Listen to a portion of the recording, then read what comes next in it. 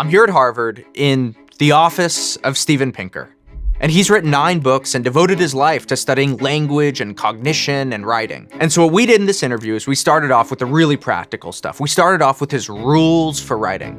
And what makes him unique is that he's been thinking about AI since the 1980s. So if you're interested in doing great nonfiction writing in the age of LLMs, well, this interview is for you. I want to talk about the curse of knowledge, and I want to talk about this cartoon from your book, which says, good start, needs more gibberish. Yes. When I pose the question, why is there so much bad writing? Why is there so much academies and bureaucraties and corporaties? People's favorite answer is captured by that cartoon, namely that bad writing is a deliberate choice. That it's, in various versions, it's academics with nothing to say dress up banal ideas with gobbledygook to show how sophisticated they are, or pasty-faced nerds get revenge on the girls who turned them down for dates in high school. People want to erect a kind of cult that no one else, outsiders can't penetrate because they haven't learned the jargon. I don't think that's the best explanation for bad writing. Partly it's personal. I just know enough people who have plenty to say. They're brilliant people. They have no desire to obfuscate. They're just incompetent. They just don't know how to express themselves clearly. There's something called Hanlon's razor. Never attribute to malice that which can adequately be explained by stupidity. Yeah. And these are not stupid people I'm talking about, but it's a kind of stupidity in not knowing where your audience is coming from. And I illustrate it with an anecdote of a conference in technology, entertainment, and design, better known by its acronym, TED, where a brilliant molecular biologist had been invited to present his latest findings. He launched into what was obvious to me is the exact kind of talk that he would give to his peers in molecular biology. And that within about 4 seconds, he had lost everyone because he just spoke in jargon without even introducing what problem he was solving, why it was significant. It was, launched right into the experiments. There was a room of several hundred people from many walks of life, from to entertainment, from design, and it was obvious to everyone in the room that no one was understanding a word.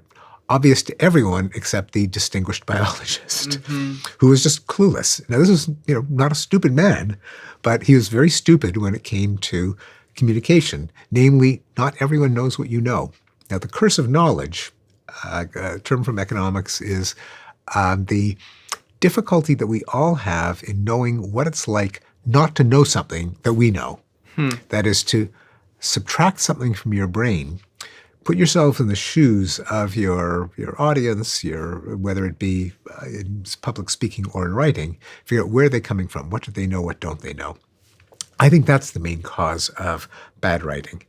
You get abbreviations and acronyms that no one has any way of knowing. You have jargon that is known only to a tiny little clique. You have abstractions. The level of the stimulus was proportional to the intensity of the reaction, and what it really means is that kids look longer at a bunny than a truck. So that is, it's so familiar to you that you don't think it's worth explaining to people concretely what they're supposed to be seeing. Right. So all of these are manifestations of the curse of knowledge. Goes by other names: egocentrism, absence of a theory of mind, that is a theory of what's going on in other people's minds. And if I had to identify the single biggest flaw in writing and communication, it would be that. That's it. So when you're writing your books, I know you go up to Cape Cod and you write for as long as you possibly can. Now, I would assume that one way to get around the curse of knowledge is just to talk to the kinds of people who would be reading your book. Yeah, you show it to people. So what do you do? What do you do? Because you write really intensely. So when you're writing, how do you get around that? Well, I do something that I know is not good enough, but I do it as best I can, which is I try to imagine what it's like for someone not to know what I know. That is, I try to cultivate my sense of empathy. But the problem with the curse of knowledge is you don't know when you're subject to the curse of knowledge, because something that seems so obvious to you that you don't even question whether other people know it turns out not to be obvious. So anyway, I try, but at the end of the day, I show it to people. When my mother was alive, I would always show her a draft of my book, not for the reason that most academics cite, namely referring to my mother as the epitome of a unsophisticated, not very well read, not very bright person. My mother was extremely intelligent, extremely well read, and very sophisticated, but she wasn't a cognitive psychologist. She wasn't a psycholinguist. She didn't know what I knew. And when I write, I don't write for just a random sample of the population. They don't buy my books. I write for people who are intellectually curious, who have some degree of education. However, not for peers in my field. And so my mother being an example, but also, of course, when you publish for a commercial publisher, you have an editor, and the editor is typically very smart, but again, not in your field. And I show it to people in different fields who are academics, but it's surprising how insular even academics are when it comes to other academics. Sometimes there'll be people here in this building in my own department, sometimes my own subdivision within my own department, like students, and they'll give me their thesis proposal, and I just don't know what they're talking about. Sometimes in my own field, because they've been immersed in like 5 or 6 people in their lab, their supervisor and the other grad students and a couple of postdocs and a research assistant, and they've all been consuming the same jargon that as soon as they step outside that tiny little circle, they're unintelligible. So even showing it to, if I'm showing it to a friend who's an economist or a historian or a political scientist or an evolutionary biologist, not being a cognitive psychologist, they'll say, I'm sorry, but I just don't know what you're talking about. Yeah. In terms of your writing, you've done so much work looking at vision and how the brain works. And it seems like a lot of your writing advice is informed by that. Like, I guess if I were to try to summarize it, it's like a lot of our brain and basically the way that we move through the world is indexed heavily on vision. And so writing well means being concrete and helping people see what it is they're trying to write. Is that a good way of describing it? Yes, and that would be probably the second bit of advice on the list. The first one being find some way of get into your readers' heads, but don't just depend on your ability to get in their heads. Actually get a flesh and blood person to actually read it and see if it makes any sense to them. So that'd be number one. Number two is, I study language, and as a writer, I live in language. But language is kind of overrated in the sense that what understanding consists of is not a bunch of words. It's not blah, blah, blah, blah, blah, blah, blah. But language is a means to an end of getting people to appreciate the ideas you're trying to convey, which are not just a string of verbiage. And those ideas very often are visual, and motoric, that is, bodily, emotional, auditory, but they're sensory. Or they're even conceptual, but they aren't just a bunch of vowels and consonants. Right.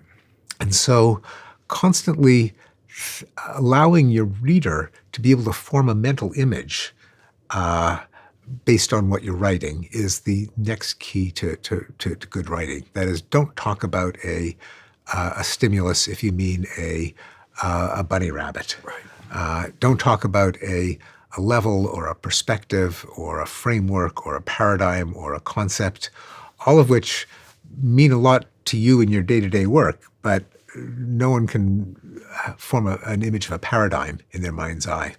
So how do you do that? Like, one thing that you've said is use, for example, all the time. What else can we do?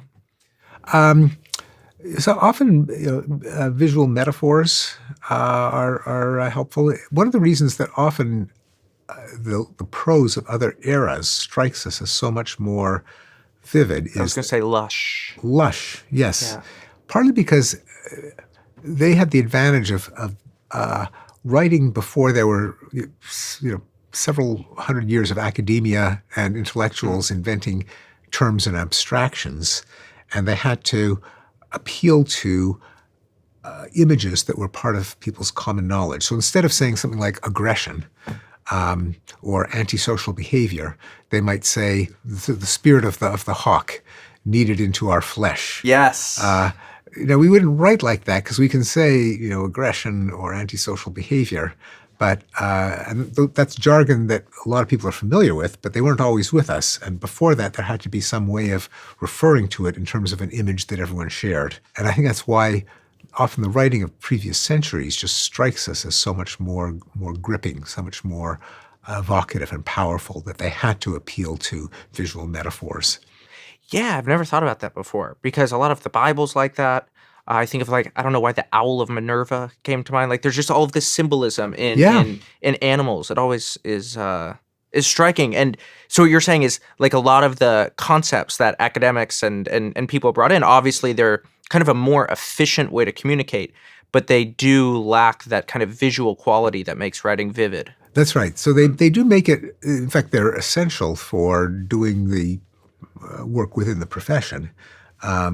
You have to be able, if you're a biologist, you have to be able to, talk about things like ecosystems and species and systems and reagents and potentiation, all these concepts that you don't want to have to go back to basics and talk about, well, there's a certain amount of chemicals and we call that a concentration. And when it increases over time, we call it, you're beyond that after you're a freshman. And so you have more and more abstract terms that you could refer to enormous bodies of knowledge just with like 2 syllables. That's very good. Right. The problem is that then now when it's time to convey them to someone who isn't at the pinnacle of specialization in your field, because of the curse of knowledge, you're apt to forget that these abstractions, which are kind of basic to you or just don't even need to be defined, aren't basic to anyone else. What do we need to know about writers about how hard writing is? And I mean it in this way. Speaking comes so naturally to us, but then writing is something that we sort of have to learn, right? You watch a kid and you talk to a parent who has a 20-month-old. They're like, yeah, they're speaking now. They're like, oh, you wouldn't believe it. They're talking so much, they're crawling around. And it's always like, yeah, it's like that. And then you talk to them who have parents who have an 8-year-old kid's like, how's the writing going? It's like, well, it's going a little slow. There's not that same excitement. And so it's as if, like, why is it that writing is so unnatural in a way that speaking is so natural? Like, what is going on there scientifically and then practically? A number of things. One of them is that in conversation, you don't never have 2 people that are kind of parachuted on a stage and immediately have to begin a conversation.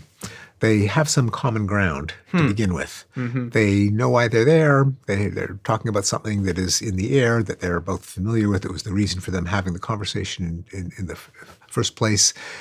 They can get away with using terms that in context are perfectly clear, like this and that and the thing and what I was talking about and she. Whereas if you are not privy to that little social circle, you may not know who they're referring to. In writing, you're wrenched from the context. Someone's picking a book up off the shelf and they've never met you and they may be living in a different country. You might be dead.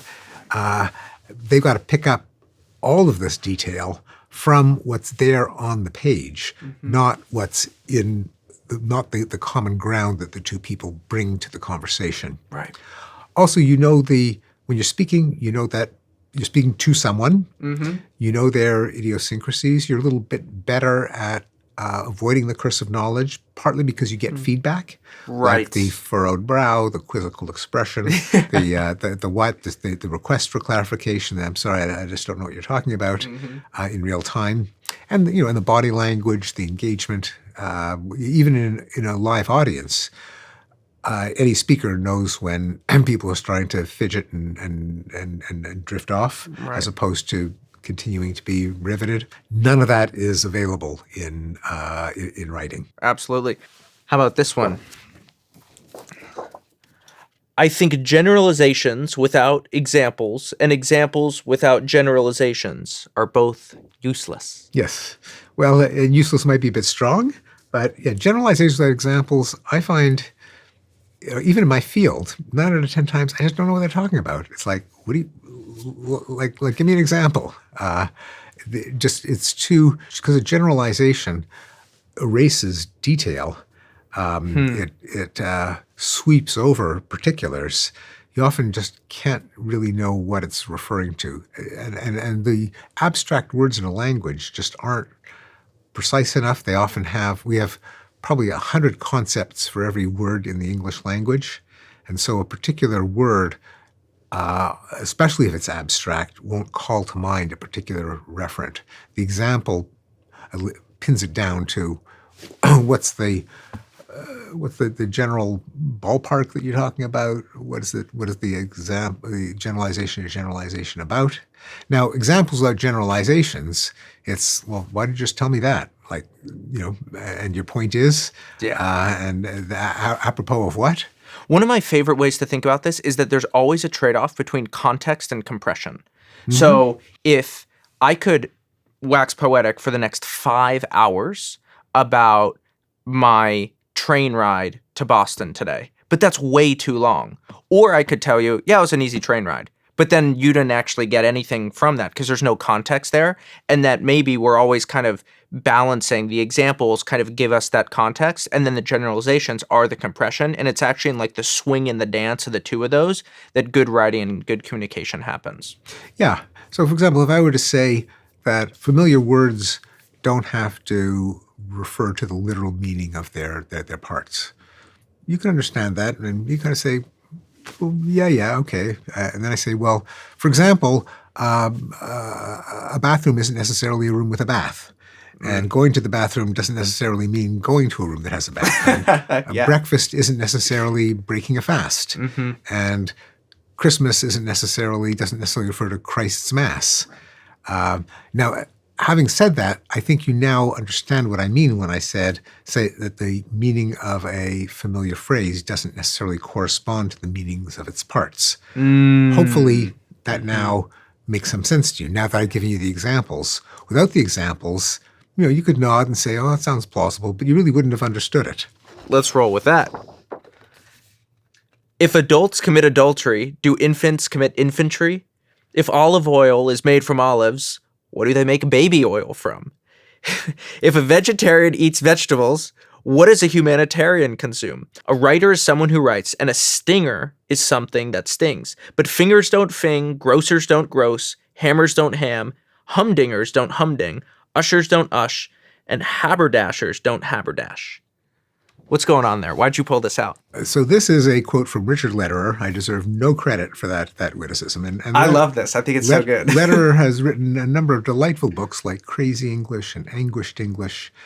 He's has a marvelous ear and a fabulous collector of quirks and errors and oddities and blunders in the English language. So that whimsical list is quite profound because it indicates a lot of truths about language, such as that over time, compositions of words, compounds or words with a prefix and suffix, can sometimes drift away from the original meaning. In the case of adultery, for example, it is related to adulterate.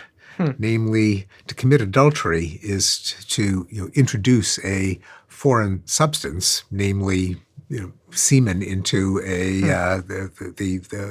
woman where it doesn't belong. But that whole connection has been completely lost. Also, in many kinds of compounds, there are a number of different semantic relationships that can hold. So, for example, olive oil is oil made out of olives. Baby oil is oil for babies. So there isn't a single logical relationship between the different parts of the compound. Language is so ancient. English itself is, depending on how you count, maybe 1,500 years old or more. But it came from Germanic, which came from Indo-European, and who knows where that came from. That a lot of words can completely obscure their origin. You have to go to a dictionary to find them out, but they're kind of like fossils of processes in the language that are long dead. How the ER got into finger, I would have to look up the etymology to tell you, but it's not the same as, say, singer, which comes from the rule that ER turns a verb into a noun for the kind of person that typically engages in that activity. That's a rule that's still alive and well in the English language, whereas we have the fossil record of lots of rules that died long ago. When you're writing, like if I were to basically map out almost like a gradient of our conversation, I'd say like cursive knowledge, I'm being very haphazard here. I'd say like equal parts left brain, right brain. And then we sort of moved into kind of a left brain side of the conversation. And then I think of what you've said about language should be a source of pleasure. Like I think of that in beauty, right? You talk a lot about beauty. Also in your photography, you're very interested in that. That to me is more right brain. So like when you're writing, when you're actually sitting down at the keyboard, what are some of the more right-brained, maybe less verbal concepts that drive your writing? Well, certainly visual imagery. That is, can I form an image? Can my reader form an image? Euphony, that is sound. That is there some poetry in the prose? And I read aloud, or at least mumble to myself my prose, something that's, again, a highly recommended writing tip. I didn't invent it. Yeah. Often when you read a draft of your own prose, and if you can't articulate it smoothly, that probably your reader won't be mentally sounding it out smoothly either. Right. The aesthetics sometimes come from even things like paying attention to the metrical structure of language, that is the rhythm. Oh, tell me about that. There is a regular rhythm to language, and that it's not perfectly tick-tock, tick-tock like a metronome, but there are beats. And if you disrupt it too much, then it does interfere with speech, but it also interferes with reading, even though it's just characters on a page. Even the aesthetics of sibilant sounds, generally too many ch's and s's make prose a little unpleasant, and I will often pick a synonym that avoids the sibilant, at least too many sibilants in a row. I'll often go with alliteration, just because there's a little spark of pleasure. Sense of style. Sense of style, yep. Even when it is, you don't want to make it too conspicuous, otherwise it starts to feel forced. But often a bit of alliteration can just make the sentence roll past more easily. Why do you think that you, as much as anybody, have been the person to kind of stomp your feet, kick and scream about how bad academic writing has been over the years? Like when I think of who has been like, guys, what are we doing? Yeah. You've sort of been one of the front runners. What about it? I mean, besides the obvious, what about it has just bothered you so vividly? Yeah, part of it is just the sheer waste. That is, there's an awful lot of really brilliant work, a lot of really smart people, in academia, and why are they doing it? Just to entertain each other in a closed little circle? I mean, taxpayers pay for it. It should be accessible. They should give it away. They should state it in a form that it's accessible. There's also, even within the profession, there's just an enormous amount of wasted effort and potential for misunderstanding in bad prose. It's like if I have to read something, it's a student paper, or it's a paper in my own field, or I'm reviewing a grant proposal, or peer reviewing a manuscript, or evaluating for someone for tenure. If I have to read the same paragraph like 5 or 6 times in order to know what they're talking about, for one thing, I might get it wrong. Then what's the point? Another is, why should I have to read it 5 or 6 times? Yeah. I'd rather be doing something else and finish. Come on, yeah. So there's waste, there's confusion. There's also foregone opportunity for pleasure and beauty. It's enjoyable to read something that's well crafted, and it's annoying to read something that's stilted and turgid and bloated.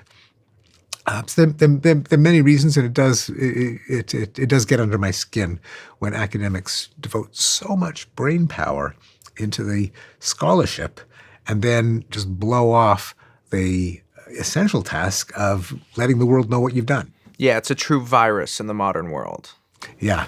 I take a particular interest in it, not just because I do try very hard, even in my academic writing, to be clear, but since I'm someone who actually not just studies stuff as an academic, but studies language, Yeah.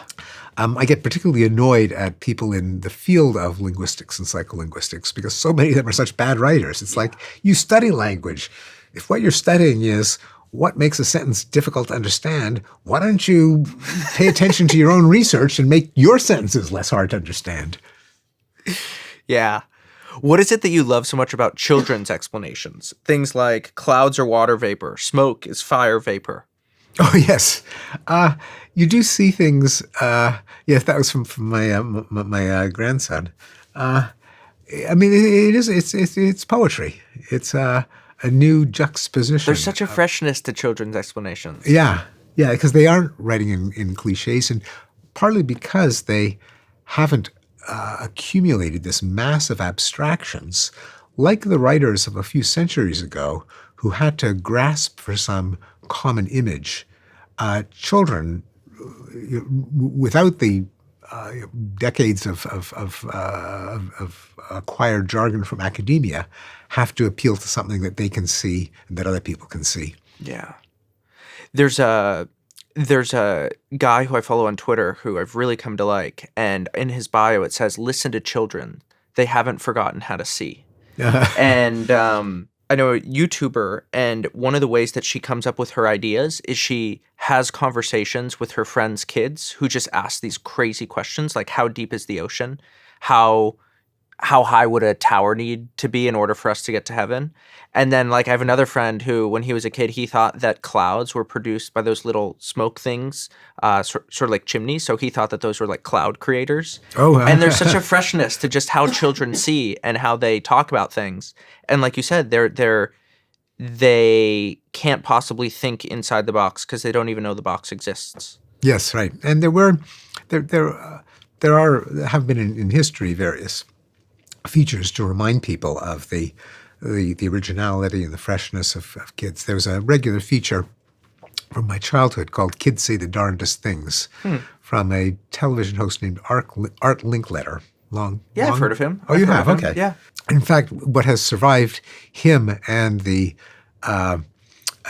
feature of the program is the say the darndest things, or even the verb the darndest nouns, which you'll often see in adopted in headlines, and it's become itself a kind of formula, but he originated it.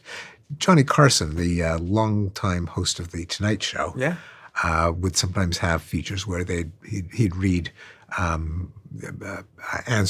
kids' answers to questions to much hilarity. How does humor factor into all this? Into writing? Yeah, exactly. Like, and maybe even the science of humor, like words that are funnier, because you have that great talk from like 10 years ago where I'm going to recommend it. Yeah, well, there's, I guess like everything, there's an art to it, because you don't want to, when it's strained, you get groans instead of laughter. Yeah. So it has to be appropriate.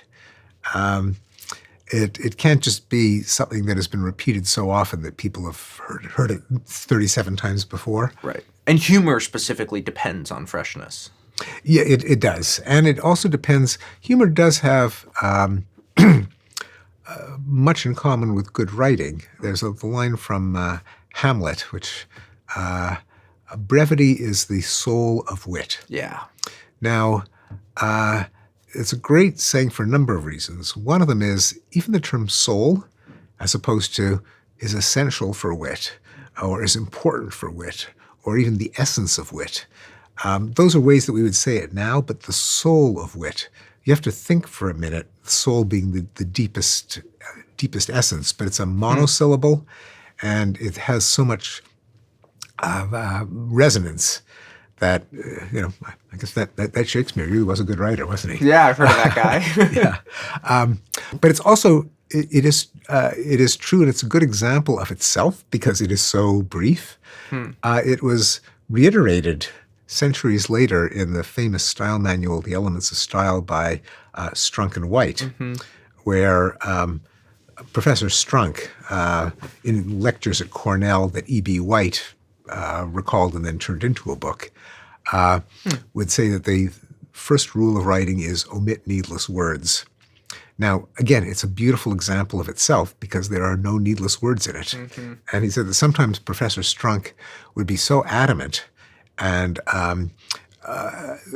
so insistent that this was almost the only thing you needed to know about writing, that he would just not know what to do except repeat it. And he'd say, omit needless words, omit needless words, omit needless words.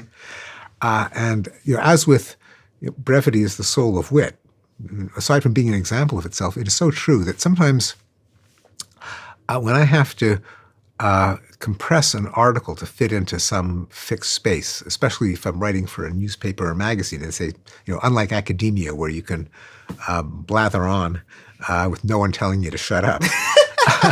When you have to write for a paper, they'll say, sorry, 800 words.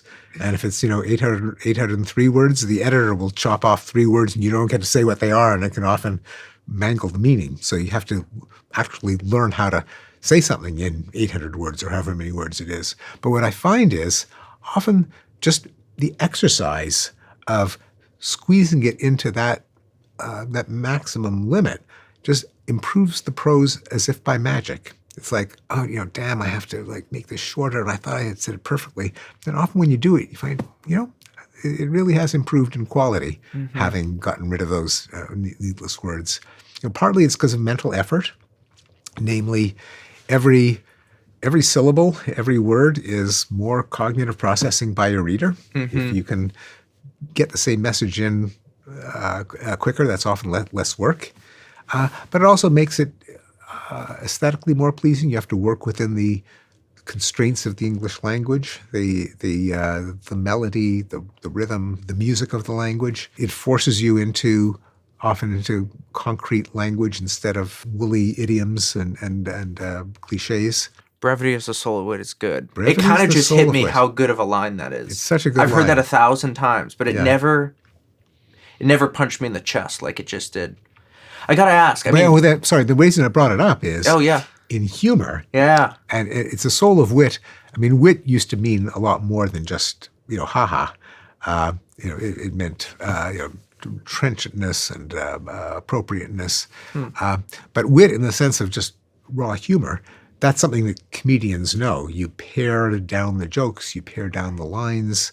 When you're using humor, the shorter, the pithier, the funnier. If you drag it out, then it ain't funny. It ain't funny. You can step on your own punchline.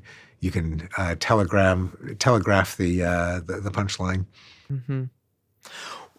So I went to Rockefeller Center the other day, and there's this, call it like a big thing of stone, and John D. Rockefeller is talking about his theory of society and the good life. And it was just remarkably well written. And then it's the same thing with the Declaration of Independence. There's just some beautiful lines in there, right? We hold these truths to be self-evident that all men are created equal. It's just beautiful writing.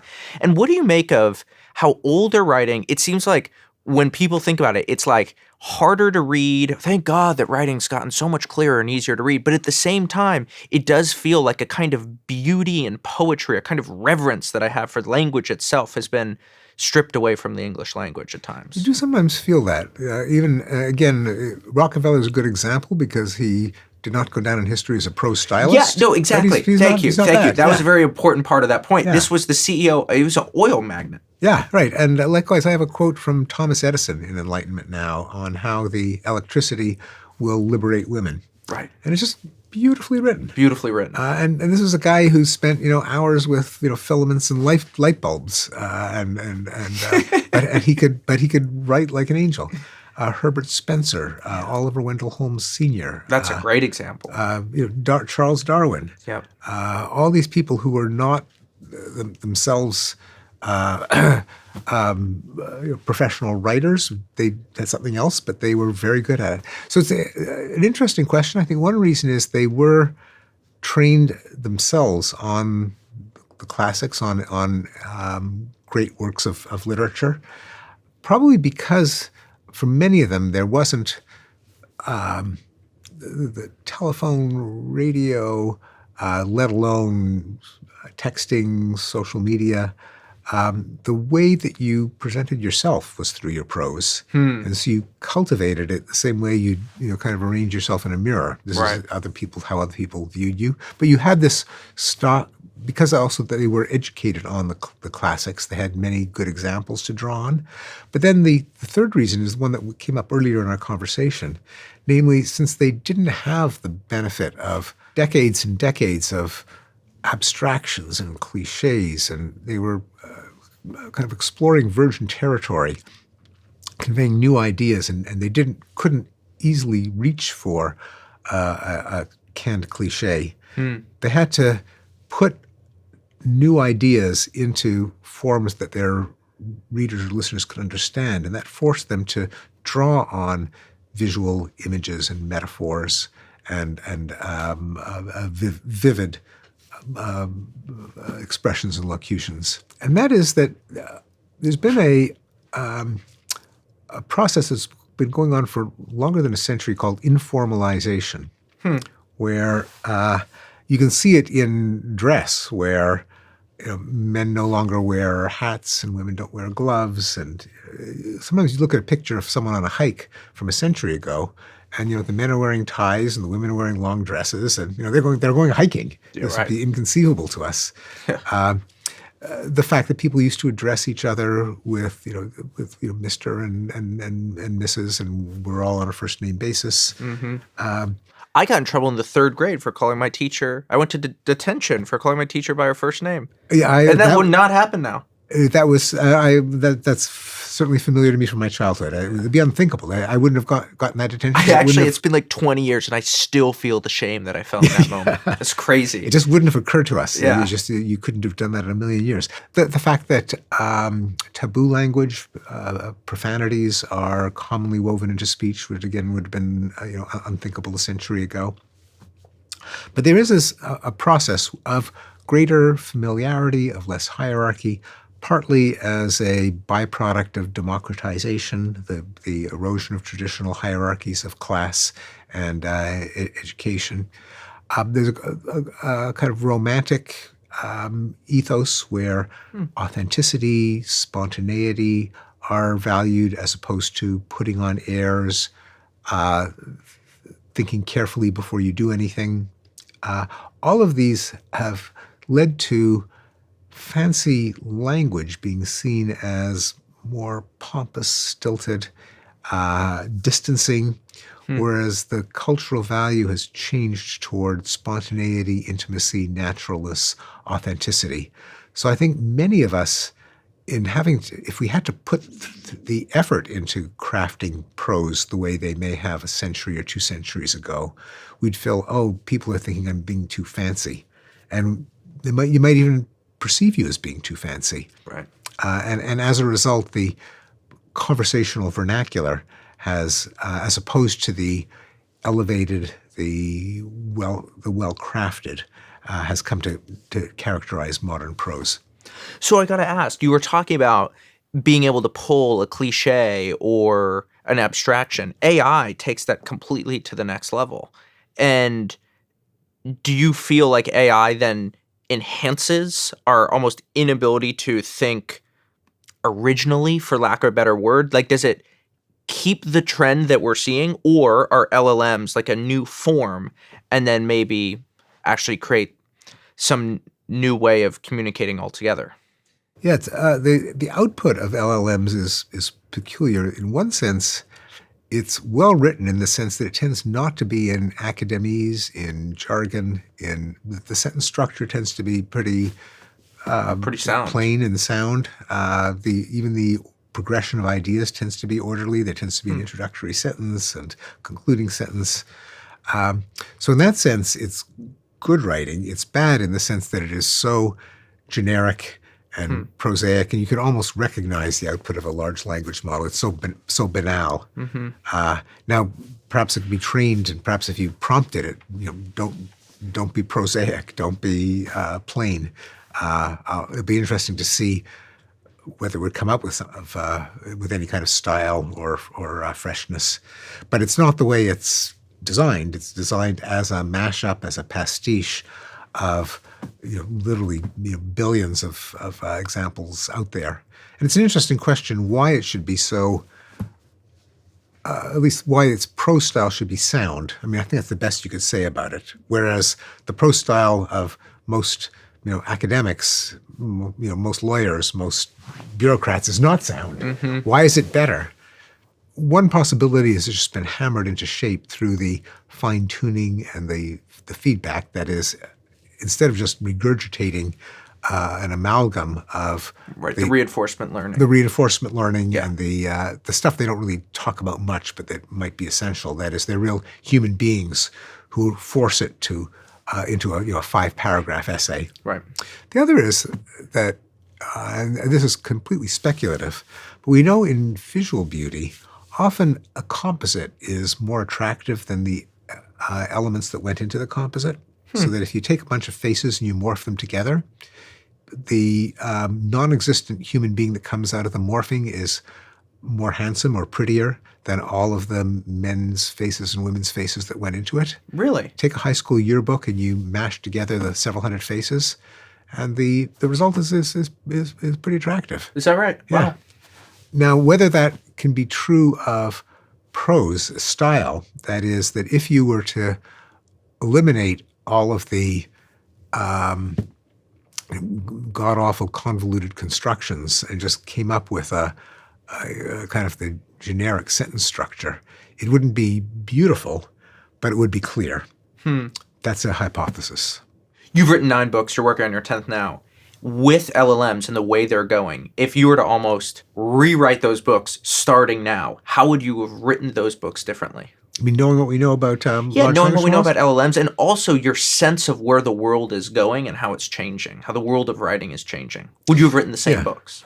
Probably not. I think I think I'd have to give greater weight to the power of abstracting patterns from massive amounts of input, which in the approach that I was kind of trained in and that I then developed of computational cognitive science, Chomsky linguistics, classic AI, was much more organized around rules, algorithms, logic, kind of logical programming. It was hard to imagine how, with enough just sheer input and training, an associative neural network could extract sensible ideas and prose out of this huge unstructured massive input.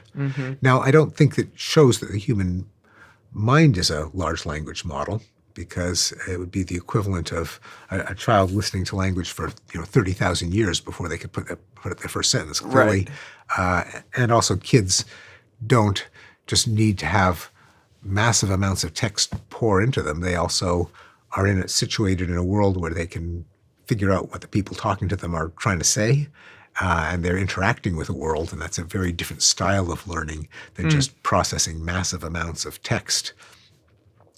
But still, I think I certainly would have had to reconcile the intelligence of large language models with human intelligence, with more attention to the power of pattern extraction from large input corpora than I did.